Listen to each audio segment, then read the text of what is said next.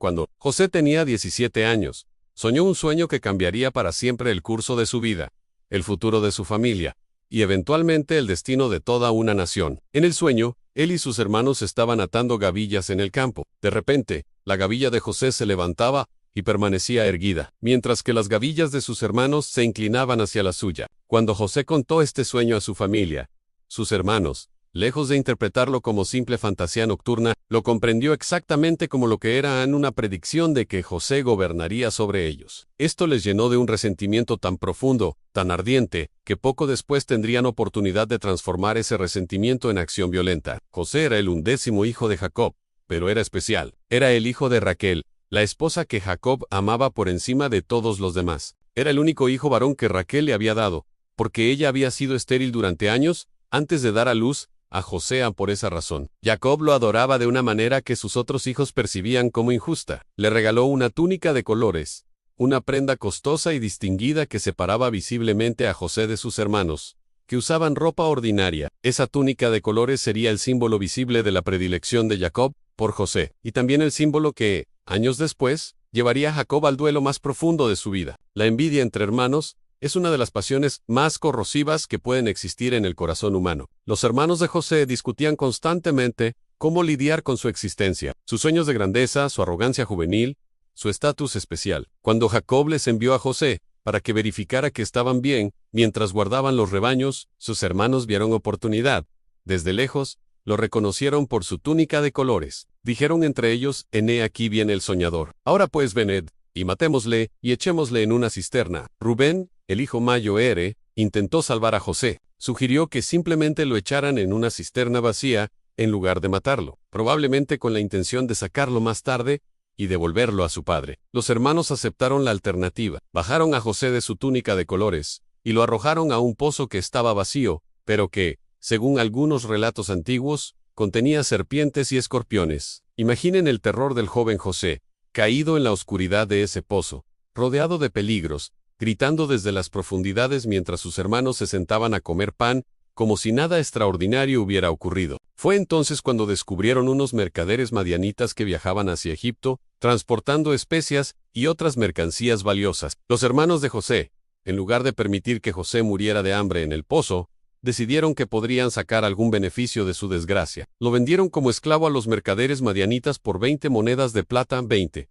La vida del soñador, el hijo favorito del patriarca Jacob, fue evaluada en 20 monedas de plata, la cantidad que un maestro artesano podría ganar en varios meses de trabajo. Pero antes de dejar a José para ser llevado a Egipto como esclavo, sus hermanos cometieron un acto de crueldad adicional. Tomaron su túnica de colores, la rasgaron, la mancharon con sangre de un cabrito que sacrificaron, y la llevaron a Jacob. Le contaron a su padre que habían encontrado la túnica, preguntándole si era la de José. A Jacob la reconoció inmediatamente. Su reacción fue de un dolor tan absoluto, que la narrativa bíblica captura su angustia, con una economía de palabras que es devastadora.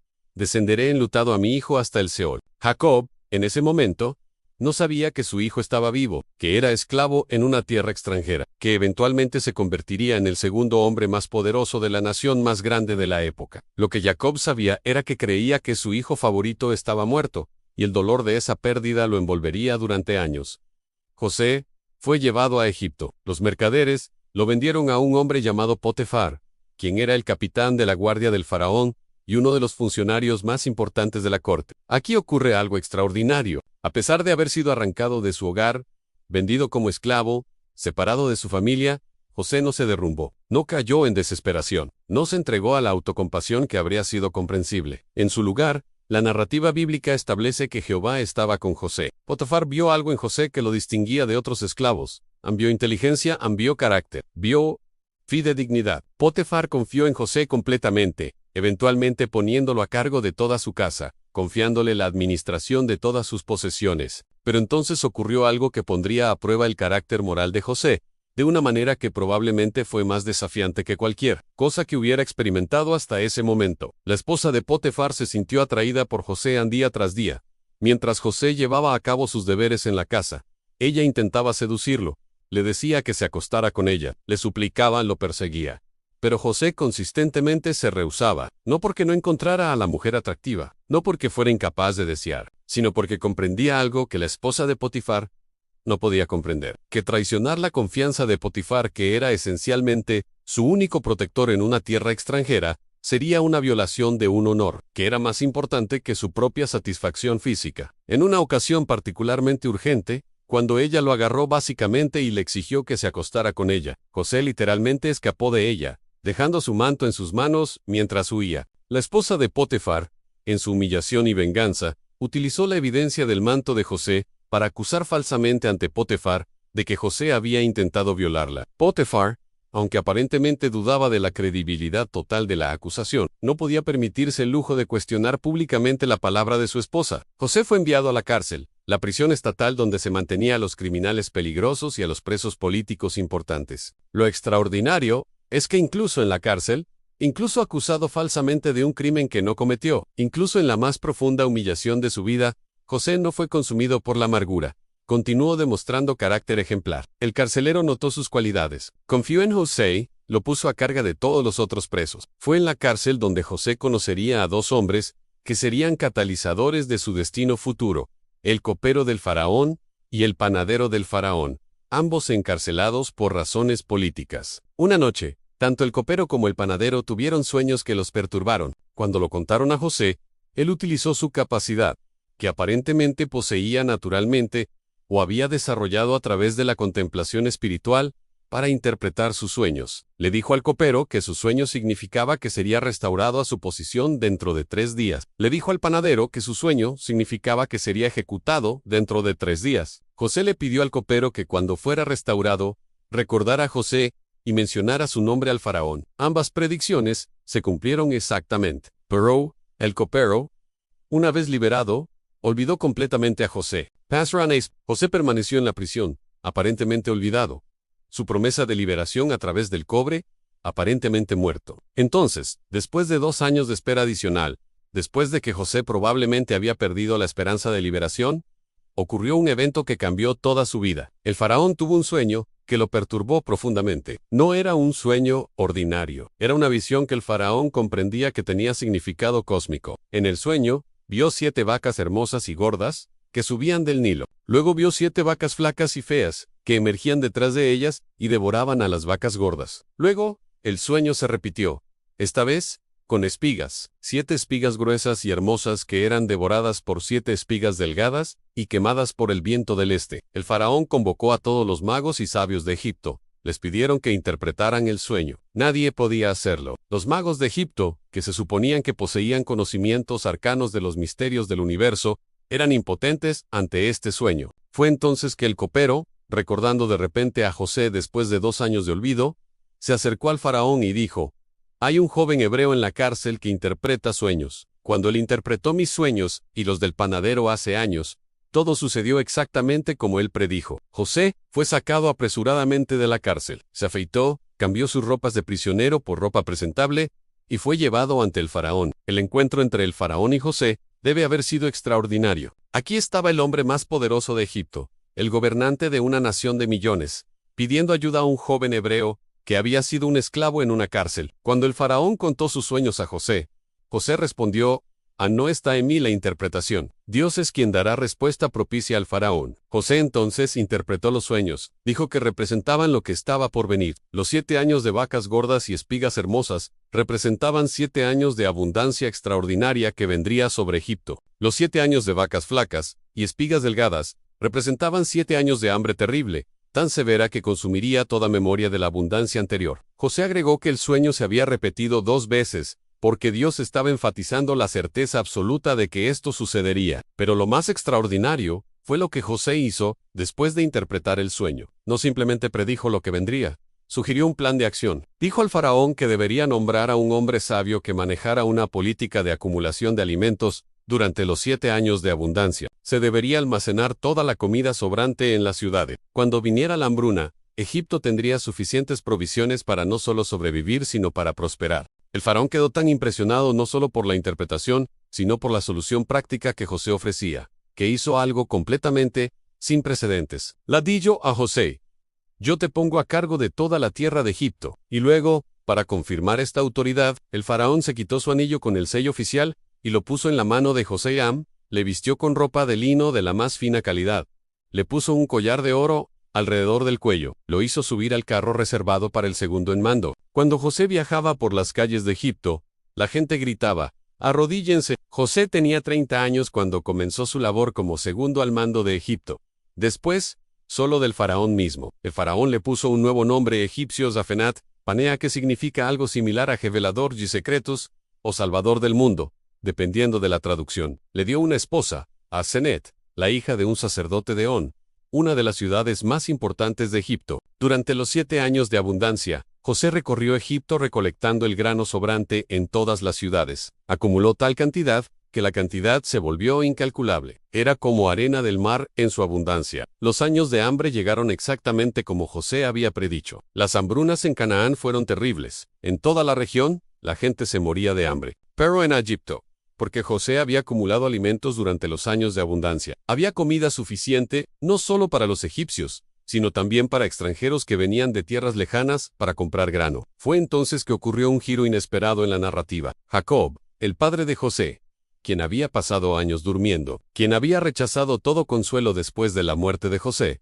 escuchó que había grano en Egipto. Envió a sus 10 hijos mayores a Egipto para comprar alimento. Retuvo a Benjamín, el hijo menor que había tenido con Raquel después de José, porque temía que algo malo le sucediera. Más de 20 años habían pasado desde que José fue vendido como esclavo. Sus hermanos no tenían idea de que el hombre ahora en poder de Egipto era el hermano menor al que habían abandonado a morir en un pozo. Cuando los hermanos llegaron a Egipto para comprar grano, se presentaron ante José. Anel los reconoció inmediatamente. Ellos no lo reconocieron a él.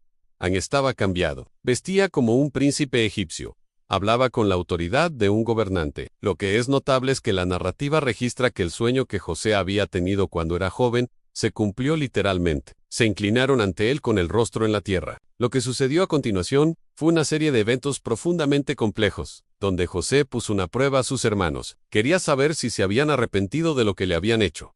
Quería comprender si habían cambiado. Los acusó falsamente de ser espías y los encarceló. Posteriormente, les dijo que uno de ellos permanecería encarcelado como rehén, mientras los otros regresaban a Canaán para traer a su hermano menor, Benjamín. Los hermanos, asustados, comenzaron a hablar entre sí. Verdaderamente hemos pecado contra nuestro hermano en que vimos la angustia de su alma cuando nos rogaba, y no le escuchamos. Por eso ha venido sobre nosotros esta angustia. Cuando los hermanos regresaron con Benjamín, José fue nuevamente probado emocionalmente. Cuando vio a Benjamín, el único hermano que compartía la misma madre que él, la narrativa registra que José tuvo que retirarse de la presencia de sus hermanos porque fue superado por la emoción. Lloró en privado. Luego regresó y continuó con sus pruebas. Finalmente, después de que Judá hizo un discurso extraordinario en el que se ofreció a sí mismo como esclavo en lugar de Benjamín, José no pudo contenerse más honor. Ordenó que todos sus siervos egipcios salieran de la habitación, y entonces, solo con sus hermanos, José se reveló: «Yo soy José. ¿Vive todavía mi padre?» Sus hermanos quedaron paralizados. No podía creer lo que estaban oyendo. El gobernador de Egipto era el hermano que habían vendido como esclavo hace 22 años. Lo que sucedió a continuación captura la esencia de lo que significa el perdón genuino. José no pronunció acusaciones contra sus hermanos. No les reprochó sus acciones pasadas de manera amargada. En su lugar les dijo algo que es una de las declaraciones más profundas sobre la providencia divina jamás registradas. Vosotros pensasteis hacerme mal, pero Dios lo encaminó a bien para hacer lo que hoy se ve, para mantener en vida a mucho pueblo. José abrazó a Benjamín y lloró sobre él. Besó a todos sus hermanos y lloró con ellos. Posteriormente, cuando el faraón escuchó que los hermanos de José habían venido, le ofreció generosamente a José que trajeran a su padre y a toda su familia a Egipto, dándoles la mejor tierra de Egipto, la región de Gosén. Jacob, quien había rechazado todo consuelo durante años, fue sacado de su duelo cuando se le informó que José estaba vivo y que era gobernador de Egipto. Jacob no lo podía creer inicialmente, pero cuando vio los carros que José había enviado,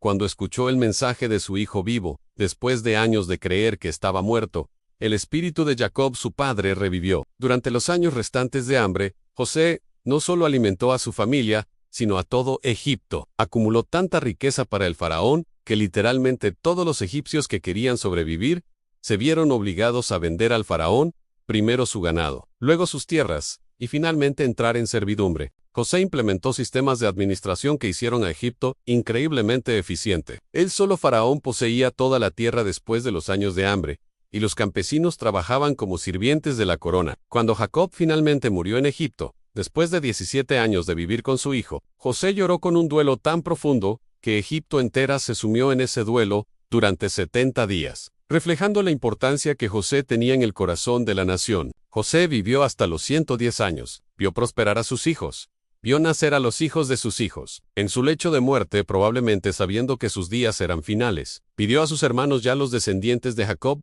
que prometieron que cuando Dios viniera a redimir a Israel, llevarían sus huesos desde Egipto a la tierra que Dios había prometido a sus antepasados. Fue un acto profético, una declaración de fe en que los planos de Dios prevalecerían incluso después de su muerte. La historia de José es una de transformación extraordinaria, de un joven soñador que fue vendido como esclavo, a un hombre que se convirtió en el segundo más poderoso de la nación, más grande de su tiempo, de alguien que fue traicionado por sus hermanos, a alguien que perdonó completamente esa traición, de un hombre que fue falsamente acusado y encarcelado injustamente a un hombre que fue liberado por interpretación de sueños, de un joven arrojado a un pozo para morir a un gobernante que alimentó a naciones enteras durante los años de hambruna. Es una historia que ha resonado a través de milenios porque captura algo fundamental sobre la naturaleza humana, que incluso cuando nuestras circunstancias se vuelven imposibles, cuando somos separados de todo lo que amamos, cuando somos agraviados, injustamente existe dentro de nosotros la capacidad de no rendirse, de perseverar,